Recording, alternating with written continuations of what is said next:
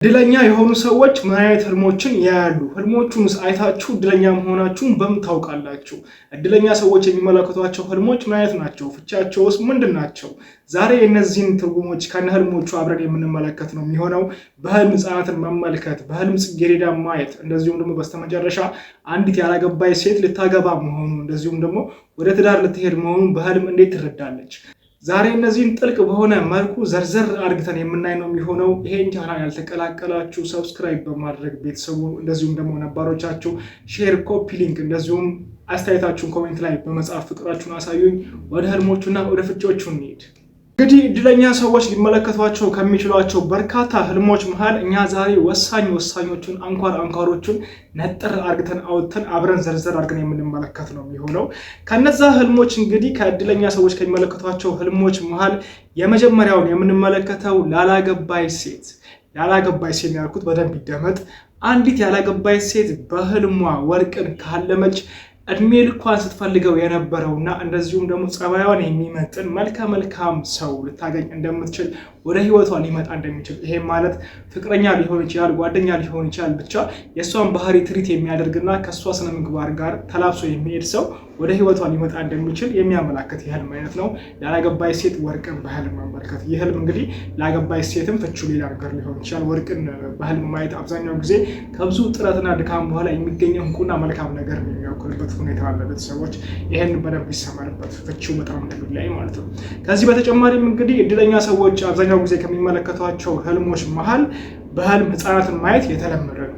እንደ መጽሐፍ ቅዱስ አስተምሮቱም ጌታችን ህፃናት ወደ እኔ ይመጡ ዘንድ አትከልክሏቸው እንደሚለው ሁሉ አንድ ሰው በህልም ህፃንን ሲመለከት፣ ህፃን ልጅን ሲመለከት ወደ ህይወቱ በጣም መልካም ነገሮች ሊመጡ እንደሚችሉ፣ አስደሳች ነገሮች ወደሱ እንደሚመጡ፣ አዳዲስ መገለጦች በህይወቱ ሊከናወኑ እንደሚችሉ፣ እንደዚሁም ደግሞ ደስተኛ የሚሆንበት ጊዜ ቅርብ ሊሆን እንደሚችል የሚያመላክት የህልም አይነት ነው።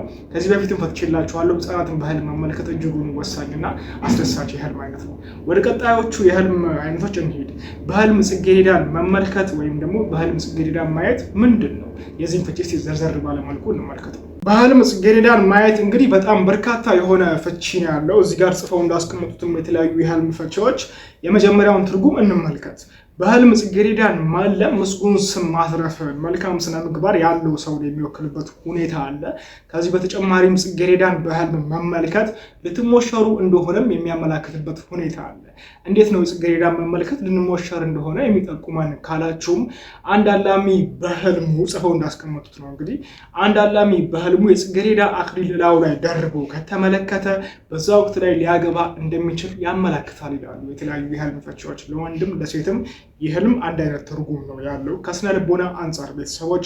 ከዚህ በተጨማሪም እንግዲህ የጽጌረዳ ዘይትን ማለም፣ አንድ ሰው በህልሙ የጽጌረዳ ዘይትን ካለመ ብልጣብልጥነትን እንደዚሁም ደግሞ የአእምሮ ብልሃት ያለው ሰው መሆኑን ያመላክታል። እናንተ ስለ አንድ ሰው ልታልሙ ትችላላችሁ፣ ስለ ራሳችሁ ልታልሙ ትችላላችሁ። የጽጌረዳ ዘይትን ካለማችሁ በአጠቃላይ ብልጣብልጥነት እንደዚሁም ደግሞ የአእምሮ ብስለት ያላችሁ ሰዎች መሆናችሁን የሚያመላክትበት ሁኔታ አለ። የጽጌረዳ ህልም እንግዲህ በጣም በርካታ ፍቺ ነው ያለው። ዘርዝረው ካልን እዚህ ጋር ታይም የሚበቃ አይመስለኝም። በሌላ ፕሮግራም የማቀርብላችሁ ነው የሚሆነው። አሁን ደግሞ የምንሄደው የዘንባባ ዛፍን በህልም ማየት ምንድን ነው? አንድ አላሚ በህልሙ የዘንባባ ዛፍን ሲመለከት ይህ ህልም ምን ሊነግረው ነው የሚለውን ደግሞ አብረን እንመልከት። የዘንባባ ዛፍን በህልም ማለም ምጡቅ እንደሆናችሁና እውቀታችሁ ከእናንተ አልፎ ለቤተሰብ፣ ለጓደኛ አሊያም ደግሞ ለሀገር ሊተርፍ የሚችል አእምሮ እንዳላችሁ፣ አእምሮና ብቃት እንዳላችሁ የሚያመላክት የህልም አይነት ነው። እናንተም እውቀታችሁን ለሰው ለማካፈል ምንም የማታቅማሙ ሰዎች መሆናችሁን ያመላክታል የዘንባባ ዛፍን መመልከት ውድ ቤተሰቦች። እንደዚሁም ደግሞ አንድ ወንደላጤ ሰው ወደ መናፈሻ ሲያይ ካለመ የምትስማማውንና ከሱ ባህሪና ከሱ ህይወት ጋር የምትሄድ ሔዋኑን ሊያገኝ እንደሚችል፣ እንደዚሁም ደግሞ አብረው ብዙ ጊዜ የምትዘልቅ ሚስትን ሊያገኝ እንደሚችል የሚያመላክትበት ሁኔታ አለ ይህ ህልም። እንግዲህ አሁን የምንሄደው ደግሞ ወደ ቀጣይ የህልም ፍቺና ትርጉሞቻችን ነው። በህልም የሚቃጠል በር ማየት ምንድን ነው? ከበር ጋር ተያይዞ ያለ ህልም ነው። ይሄ አንድ አላሚ በህልሙ የሚቃጠል በርን ሲያልም ፍቺው ምንድነው? የጓደኞች ጉብኝትን እንደዚሁም ደግሞ ጓደኞች በዛ ወቅት ላይ እሱ መተው ሊጎበኙት እንደሚችሉ የሚያመላክትበት ሁኔታ አለ። አሁን ደግሞ የምንመለከተው የህልም አይነት አብዛኞቻችሁ በውስጥ መስመርም እንዳወራችሁኝ በህልም የተለያዩ ጌጣጌጦችን ስንመለከት እንደዚሁም የአንገት ሀብሎችን ስናይ ፍቺው ምንድነው ወንድሜ ብላችሁ ጠይቃችሁኛል። የተለያዩ የህልም ፈቺዎች ጽፈው ያስቀመጡትን የዚህን ህልም መመልከት ትርጉሙ ምን ሊሆን እንደሚችል አብረን እንመለከታለን። በህልም ጌጣጌጦችን ማየት የወርቅ ጌጣጌጥ ሊሆን ይችላል፣ የተለያዩ ብራስሌቶችን ማየት እንግዲህ እንዳላችሁበት ሁኔታና እንደማንነታችሁ ፍቺው ቢለያይም ግን በአጠቃላይ የዚህ ህልም ወሳኝ ትርጉም ምንድነው? ከብዙ ድካም ከብዙ ልፋት በኋላ አሁን ላይ ወደ ሀሪፍ ህይወት ሽግግር እንዳላችሁ እንደዚሁም ደግሞ መልካም የሚባል ህይወት እየኖራችሁ መሆኑን በምንም የማይበገር የማይሸረሸር ማንነት ላይ እንዳላችሁ ሊጠቁም የሚችል ህልም ነው ይላሉ። ይህ ህልም እንግዲህ የዛሬው ህልም ፍቻችንና ትርጉሞቻችን ይሄን ይመስል ነበር። ቤተሰቦቼ ይሄን ቪዲዮ ላይክ እንደዚሁም ቻናሉን ሰብስክራይብ በማድረግ ፍቅራችሁን አሳዩኝ። ወዳችኋለሁ።